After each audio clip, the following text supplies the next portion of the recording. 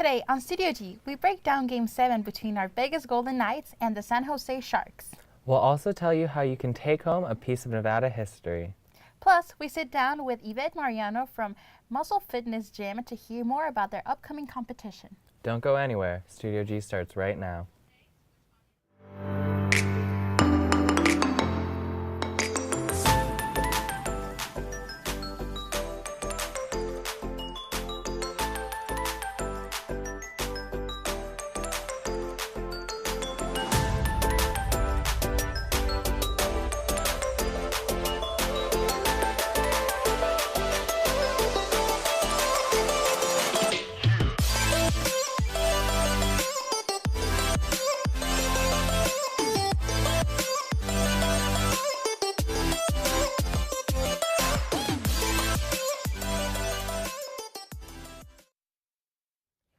Welcome to Studio G. I'm Nick Sedbrook. And I'm Carla Lopez.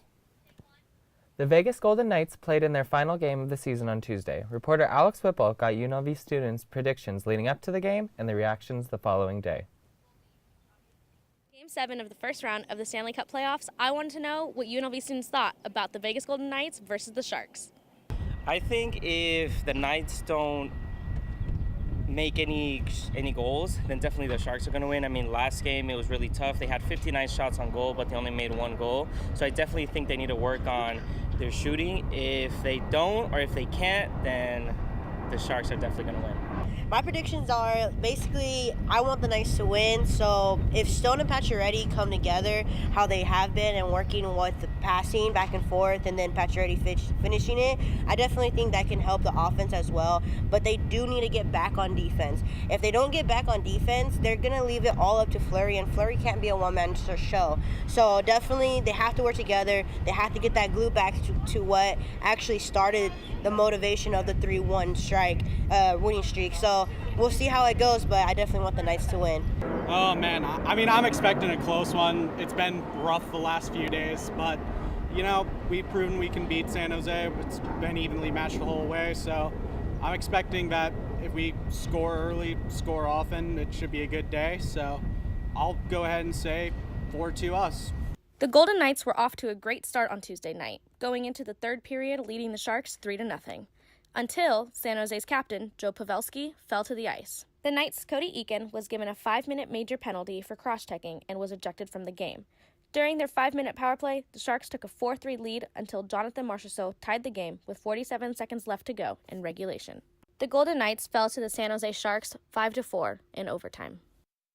After the devastating loss of the Vegas Golden Knights in the first round of the Stanley Cup playoffs, I wanted to know how UNLV students are reacting. It's horrible. It was absolutely just horrible. Why was it horrible? I got nothing to say. It's just that 5-minute major should have not been a 5-minute major. I rewatched the video too, but I'm still a Knights fan till I die. I was a little heartbroken, you know what I'm saying? I would have loved to have a Stanley Cup parade in Nevada, you know. Hopefully we get a Super Bowl, but, you know, next year we got them. And then they went into overtime and we lost in overtime. Oh, wow. Yeah. Wow. We're not stopping here no more. We getting bad news. Although the Golden Knights season may be over, I'm looking forward to next season and having the Knights come back stronger and better than ever. I'm Alex Whipple for Studio G. The referees in Game 7 will no longer be able to participate in the second round of the Stanley playoffs due to their poor calls on Tuesday. It's too bad the Knights were unable to advance to round 2, but they made it to the playoffs for the second year in a row. Now the San Jose Sharks will take on the Colorado Avalanche in round 2. Speaking of the Avalanche, let's take a look and see how the rest of the league is shaping up in the playoffs. All the next round playoff spots were finally decided in the Eastern Conference. The Carolina Hurricanes beat the Washington Capitals yesterday 4-3 in double overtime. The Hurricanes joined the New York Islanders, Boston Bruins, and the Columbus Blue Jackets in the Western Division. The Avalanche will face off against the Sharks, as we unfortunately know, and the Dallas Stars will compete against the St. Louis Blues. Joe Biden is expected to announce his presidential run today. CNN reporter Keelan Yaw tells us more. With the Democratic base shaping up to be more female and more diverse than ever, 2020 presidential candidates head to Houston, courting voters of color. The She the People Forum, 8 of the 2020 candidates will speak, addressing women of color issues, a signal of this voting bloc's power in the Democratic nomination. Among the speakers, the only black woman running for president this cycle, Kamala Harris. At the CNN town hall, she weighed in on felons voting, a group disproportionately made up of people of color. People who are convicted in prison, like the Boston Marathon bomber, on death row, people who are convicted of sexual assault, they should be able to vote? I think we should have that conversation. The next day, Harris seeking to clarify her response. Do I think that people who commit murder, people who are terrorists, should be deprived of their rights? Yeah, I do. I'm a prosecutor. I believe that in terms of there has to be serious consequence for the most extreme types of crimes. The issues and the entire Democratic race will be a brand new primary game tomorrow, when former Vice President Joe Biden makes his long-awaited campaign official. His Political Action Committee teased what CNN reports will be a video announcement on Thursday, while building up an email and fundraising list, writing, "There has been a lot of chatter about what Joe Biden plans to do. We want you to be the first to know." Mr. Vice President. After the announcement, sources tell CNN Biden will hold his first campaign event in Pittsburgh, then hit the road to the early voting states of Iowa, South Carolina, and New Hampshire. Give everybody else their day, then I get a shot, and then we're off to the races. Coming up, if you're starting to miss Bonnie Springs, we'll tell you how you can take a piece of it home with you. And we talked to UNLV's Aeronautic and Astronautics chapter about their recent competition. Don't go anywhere. If you'd like to see your name in the credits, you can join us. The Scramble runs on PBS Channel 10 and YouTube. As a student-run show, anyone can join us. You can be a reporter with the opportunity to be paid, learn skills behind the scene, and pitch your own story ideas. Add us to your resume by contacting UNLV manager Jennifer Ream in the Greenspun building, or email contact me, Katie Strite, with any questions or concerns at streik1@unlv.nevada.edu.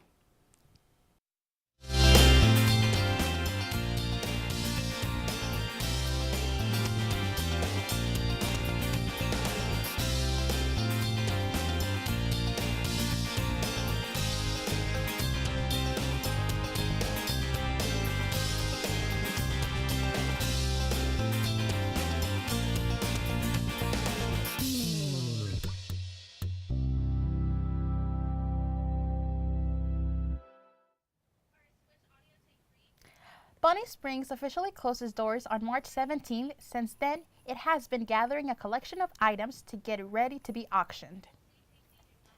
Starting this Saturday at 11 a.m., you can have your chance to bid and take home a piece of history. NILA's Actions will have multiple sales every week for the next month and a half. Everything from furniture to signs to the trains to buildings and statues and treasure chests will be up for auction. Some of the items even made by Bonnie herself decades ago. The ranch closed after being an old Nevada staple for over 60 years. The property will now be turned into a housing development. It's sad to see Bonnie Springs go, but at least pieces of its history will be able to live on in new homes forever. Speaking of forever homes, if you're looking for something to do this weekend that's fun for the whole family, the Animal Foundation is hosting its 16th annual Best in Show event. More than 50 dogs will strut all their stuff for a good cause, benefiting the valley's lost and abandoned animals. While 50 will compete, only one pooch will be crowned in the show. Best in Show. Everyone's a winner in this competition, because after the event, every dog will be available for adoption. The show starts this Sunday at 1 p.m. at the Thomas & Mack, right here on UNLV's campus. Doors open at 12:30 and tickets start at just $5. We will be there this weekend to cover the event. Bring all of the cuteness you can next week here on Studio G. It's a bird. It's a plane. Oh wait, it's a plane. Kasha Doros catches up with UNLV's American Institute of Aeronautics and Astronautics Club after returning from their national competition.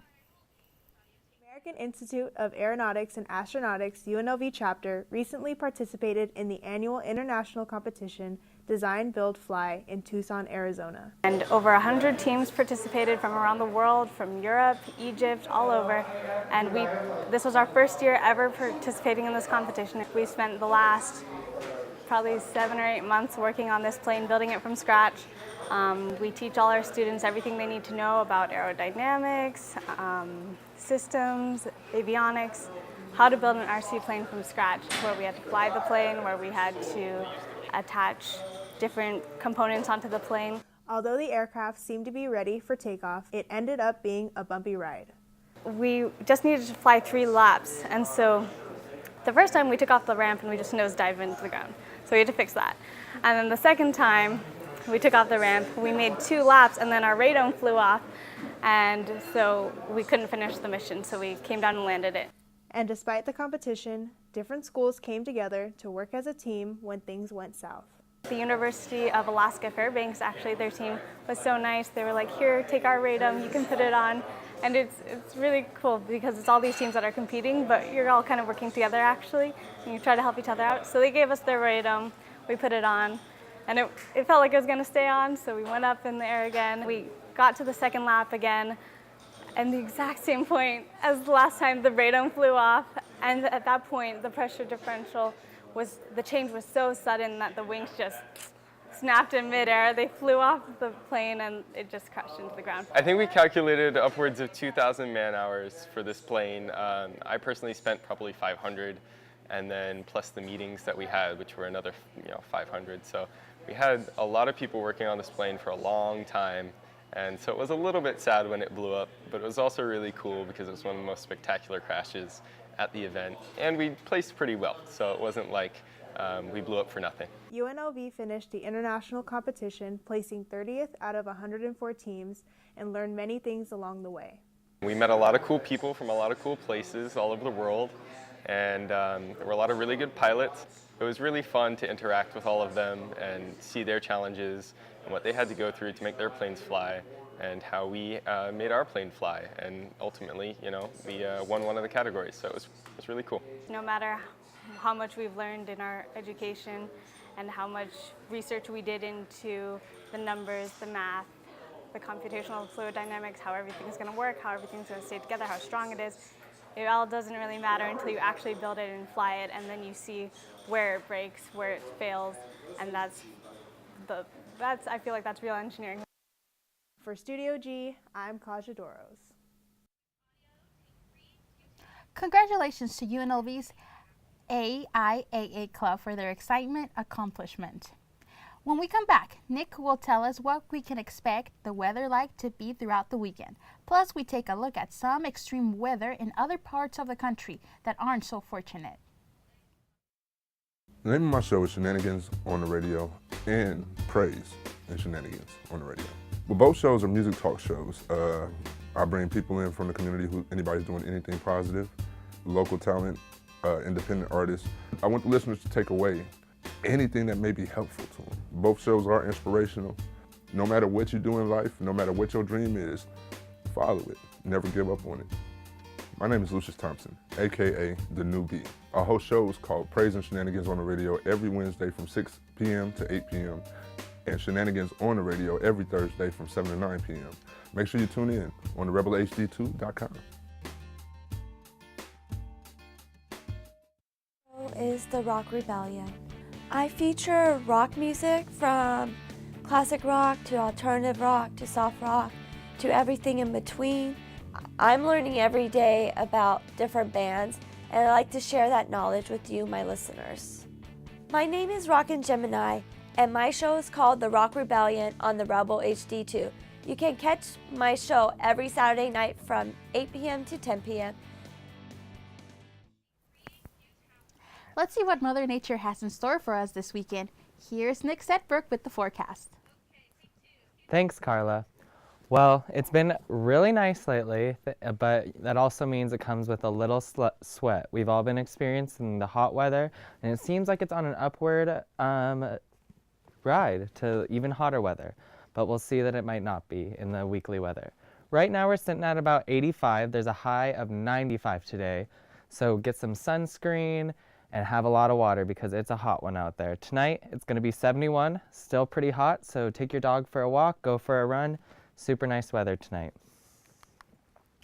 This week, as I said, it looks like we're on an upward trend for weather, but on Monday it actually might start dipping down. There's going to be a chance of rain on Monday, and then it stays down to like 82, but for Friday, Saturday, and Sunday, it's going to be 90s to mid 90s, and then low 70s to high 60s for the nights throughout the week. Now let's take a look around the valley. As you can see, most of the valley is sitting at mid 80s to high 80s, but up in Centennial, it's just going to be high 70s. It's usually a little cooler out there. Right here in Las Vegas, as I said, we're sitting at an 85, and it's just going to get a little hotter throughout the day. So right now at UNLV, it's about 85 degrees, just like the rest of Las Vegas. You can see about 10 miles, which you always can. Really good weather, you'll be able to see 20 miles. That's what our eyes can actually see all the time.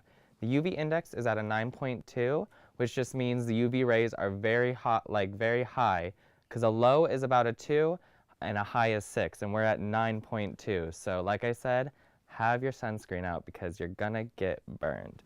The humidity is about 18%, so just make sure you have your water bottle on you because there's not much moisture in the air. Tonight, it's going to be around UNLV's campus, it's going to be high 70s and still the same low humidity. It's going to be mostly clear throughout the night, so go look at some skies, go do some stargazing with your loved ones. Really good night for that. Not too much wind either. Now, from a quote from one of my favorite activists, Emma Watson, she said, "It's not the absence of fear, it's overcoming it." And that goes into my weather picture for the week. Out in Mozambique, they're actually experiencing some crazy cyclones right now, and it's really damaging their infrastructure and really ravaging people's lives. So hopefully things turn around and they can get some support from other countries. Now, while we're lucky here in Las Vegas to have some mild weather, the scene in Texas is quite the opposite. CNN reporter John Lornick explains. Vicious weather, including hail, bringing havoc to parts of Texas. It looked like looking into a washing machine out the window. Residents of Leander are left to pick up the pieces after powerful storms tore through. It was chaotic and a lot of stuff just kind of ruined. People are bummed. The Dallas-Fort Worth area also feeling the brunt of the storms. City of Dallas and our teams, City of Dallas Stormwater, and then our teams are working. Got a pump crew out here to get this water out of here. Flooding in the bottom level of the city's airport parking garage closest to the terminal, affecting dozens of cars. An unfortunate situation, something we're very sorry about. We implore customers, if you have had water damage, please file a claim with your insurance company and also file an incident report with the City of Dallas Office of Risk Management. And in Bryan, Texas, oh man, there it is. A tornado. At least 3 deaths confirmed by this system. In Erath County, a mother and her 2 children drowned after their vehicle was swept away by floodwaters. The National Weather Service says these storms are heading east, arriving in the Gulf Coast region Thursday and parts of the East Coast on Friday. I'm John Lawrence reporting. Wow. Although it's definitely looking really good here in Las Vegas, it's kind of hard out there in Texas and Mozambique. Definitely. After the break, I sit down with Yvette Mariano from the Muscle Fitness Gym. Stay tuned. The number one thing I like about KUNV is it enables an individual to express their passion and grow and share that passion with others.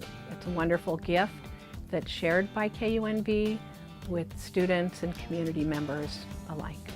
I love them because they gave me this opportunity, and I love the way they are representing the community and giving people from the community a chance to come in and, you know, do whatever they got to do with their music. I love KUNV, I love being here, and I love the people that I'm working with, and finally getting my chance to finally work in radio, which I've been wanting to do since I was a kid. So I'm very happy here.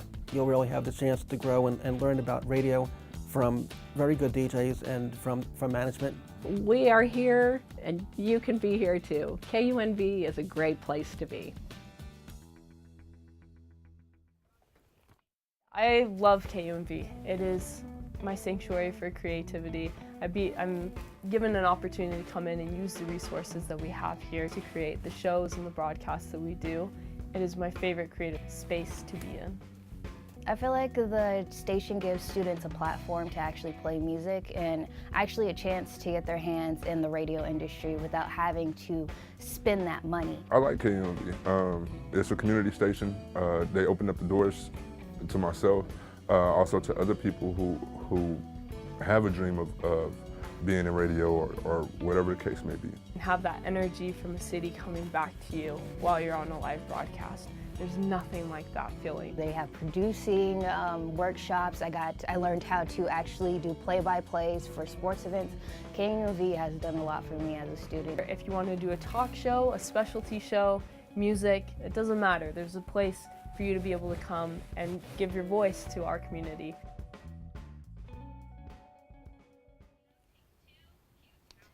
Welcome back to Studio G. I'm here with Yvette Mariano. Thank you for joining us today. Thank you for having me. So tell me a little bit, how did you get into fitness? Well, I used to compete like 25 years ago.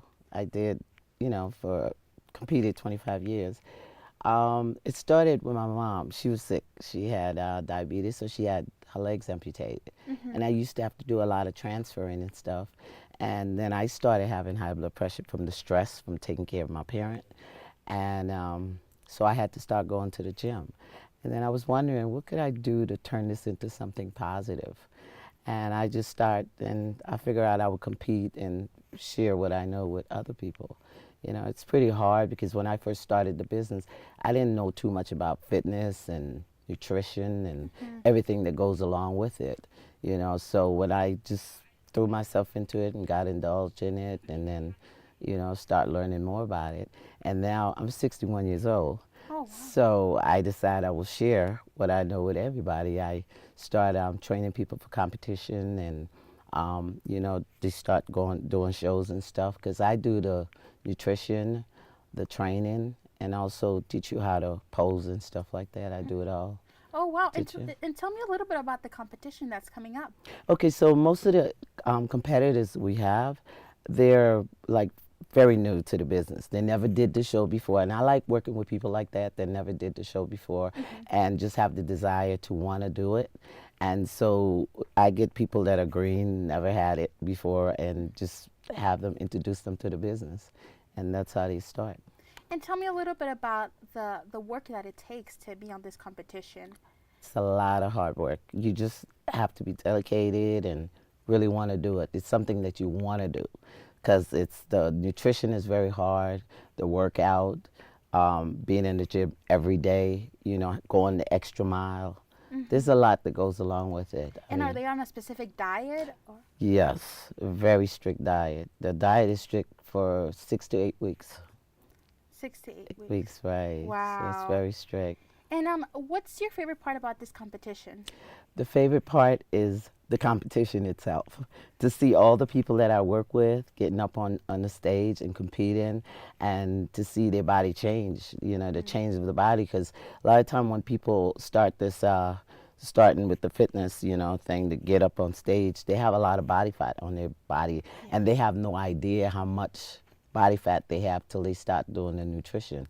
And they was like, oh, I didn't know I had that much body fat. Or a person might look small, but they, real thin, but they have a lot of body fat. So this is what you got to take off the body fat off the body. How much body fat do you say people usually lose? I see some young individual comes in, they about 22, coming with 35, 40% body fat. And then getting on stage, they would be down to about 19, 18, 19%. So it's quite a few. Yeah, it must be great. And tell me, do you still compete?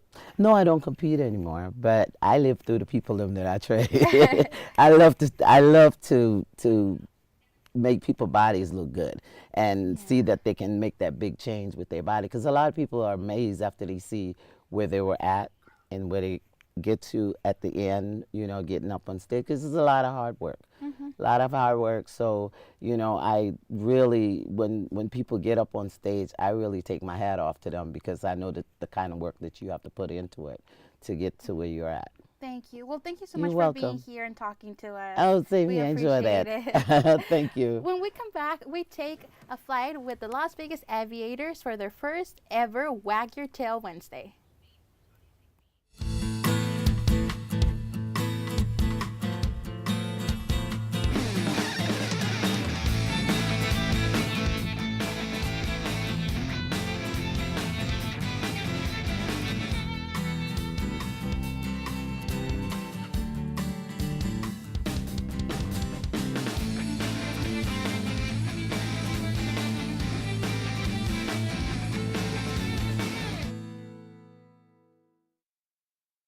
I feel how I feel about it. It's great. I love it a lot.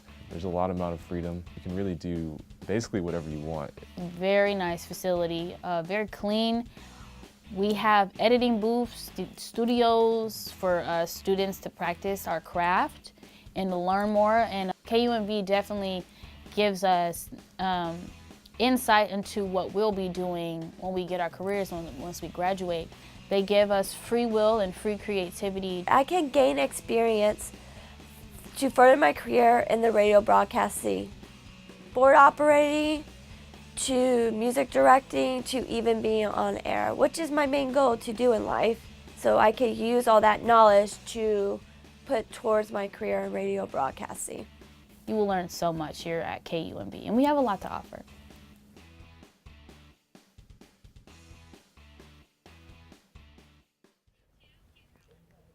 Last night was Las Vegas Ballpark's first ever Wag Your Tail Wednesday during the Las Vegas Aviators game against the El Paso Chihuahuas. People were encouraged to bring their pups to the ballpark. All they had to do was buy a ticket to the berm area where your pups can bark at the ballpark all night. The Aviators even tweeted out a thread of tweets of everyone and their dogs on Wag Your Tail Wednesday. The promotion will take place on select Wednesday home games throughout the season. There are a few restrictions though. Dogs must be at least 6 months old, updated with their vaccinations, and in relatively good health to attend. Space is limited to the first 100 dogs per game. All proceeds from the promotion go to benefit the Animal Foundation. And our very own Alex Whipple was there last night with her pup, Rocket. Alex will have more from her time at the ballgame coming up next week on Studio G. Unfortunately, the Aviators end up falling to the Chihuahuas 15-7. Ouch, 15-7. Yeah, but there are real winners here. It was a beautiful night and the brand new Las Vegas ballpark. Plus, there were puppies. Does that not sound like a good time? It does. I love puppies. Honestly, I could literally, anytime I see a dog, I'm just like, I go up to it and I'm like, can I pet your dog? Well, that's all the news we have for you today. Thank you so much for watching Studio G. We'll see you back next Tuesday.